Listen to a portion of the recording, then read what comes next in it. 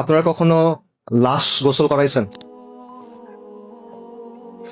মানুষ যখন মারা যায় তখন তাকে দাফন করার আগে বেশ কিছু কাজ করতে হয়, অনেকগুলো নিয়ম আছে। তার মধ্যে একটা কাজ হলো মৃতদেহকে গোসল করানো, এবং এই গোসল করানোর কিছু নির্দিষ্ট নিয়ম আছে।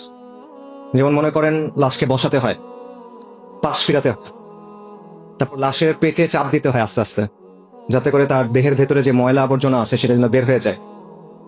যে ময়লা আবর্জনা আমাদের সবার দেহের মধ্যেই আছে। এবং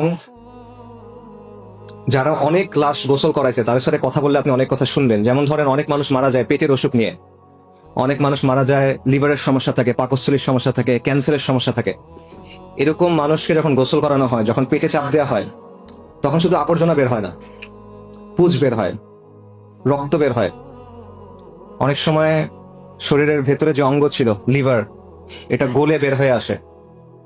অনেক সময় খণ্ড বিখণ্ড হয়ে বের হয়ে আসে, অনেক দুর্গন্ধ হয়। তখন আমরা মৃত্যু জিনিসটাকে অনেক পবিত্রতা দেওয়ার চেষ্টা করি।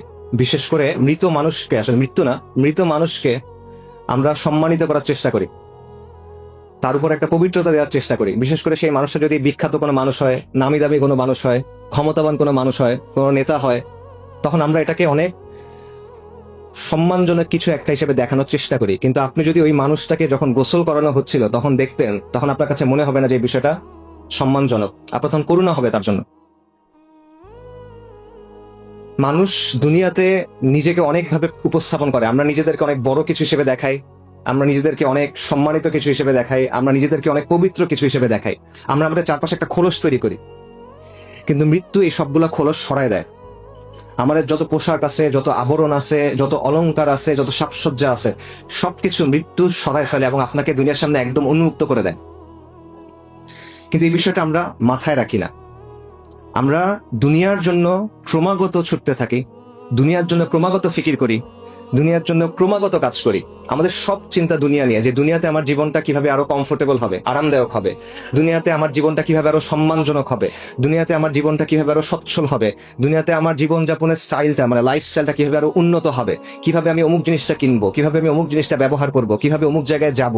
সব চিন্তা ভাবনা আমাদের এই জায়গা নিয়ে। কিন্তু যে জিনিসটা আপনার কাছে আসতেছে, মৃত্যু, ওই মৃত্যুটা যে সম্মানজনক হবে আপনার, ওই মৃত্যুর পরে যে জীবনটা আপনার জন্য অপেক্ষা করতেছে, সেটা যে সম্মানজনক হবে কিনা, সেটা নিয়ে আমরা একেবারেই চিন্তা করি না। আমরা এটা নিয়ে একেবারে গাফেল, উদাসীন। একজন মহান তাবেঈ ছিলেন সুফিয়ান আস-সাওরী রাহিমাহুল্লাহ, সাহাবাদের ছাত্র। ওনাকে বলা হতো আমিরুল মুমিনিন ফিল হাদিস। হাদিসের ব্যাপারে বিশাল জ্ঞান রাখতেন। ওনাকে একজন এসে প্রশ্ন করছে, ইয়া আবু আব্দুল্লাহ, ওনার কুনিয়া আবু আব্দুল্লাহ, দুনিয়ার জন্য কিভাবে প্রস্তুতি নিব বলেন, আখিরাতের জন্য কিভাবে প্রস্তুতি নিব বলেন। সুফিয়ান সাউরি বলছেন, দুনিয়াতে যে পরিমাণ সময় থাকবা সেটা অনুযায়ী দুনিয়ার জন্য কাজ করো, আখিরাতে যে পরিমাণ সময় থাকবা সেটা অনুযায়ী আখিরাতের জন্য কাজ করো।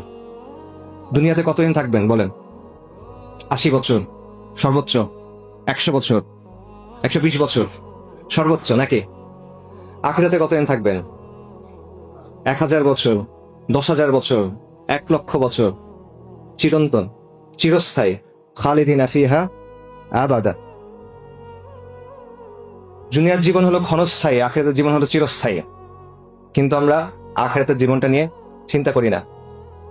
আল্লাহ সুবহানাহু ওয়া তাআলা কোরআনে বলছেন, কুল্লু নাফসিন যায়িকাতুল মাউত, নিশ্চয়ই প্রত্যেক জীবকে মৃত্যুর স্বাদ আস্বাদন করতে হবে। ওয়া ইন্নামা তুওয়াফফুনা উজুরাকুম ইয়াউমাল কিয়ামাহ, এবং কিয়ামতের দিন তোমাদেরকে তোমাদের যে প্রতিফল, যে কর্মফল, সেটা পরিপূর্ণভাবে বুঝাই দেওয়া হবে। ফামান যুহজিহা আনিন নারি ওয়া উদখিলাল জান্নাতা ফাকাদ ফাজ, যাকে আগুন থেকে রক্ষা করা হবে এবং জান্নাতে প্রবেশ করানো হবে, সে হলো সফল।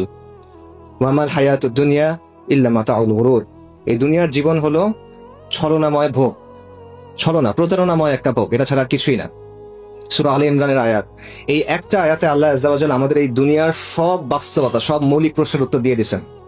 যে বিষয় নিয়ে আমাদের এত পেরেশানি, যে বিষয় নিয়ে আমাদের এত ছোটাছুটি, যে বিষয় নিয়ে আমাদের এত চিন্তা, এত কষ্ট, সবকিছুর আসল মূল্যটা কত, এই সবকিছুর পরে কি অপেক্ষা করতেছে, দুনিয়ার সফলতা কি, ব্যর্থতা কি, এরপরে আমাদের জন্য কি অপেক্ষা করতেছে।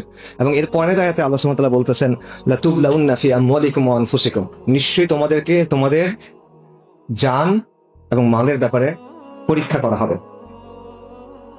দেখেন, আমাদের জীবনের মধ্যে নিশ্চিত জিনিসপত্র কিছু নাই, সবকিছু অনিশ্চিত। যে বিষয়গুলো নিয়ে আপনি সকাল থেকে ঘুমানোর আগ পর্যন্ত চিন্তা করেন, ইভেন ঘুমানোর সময় যেগুলো নিয়ে স্বপ্ন দেখেন, কোনোটার মধ্যে কোনো নিশ্চয়তা নাই।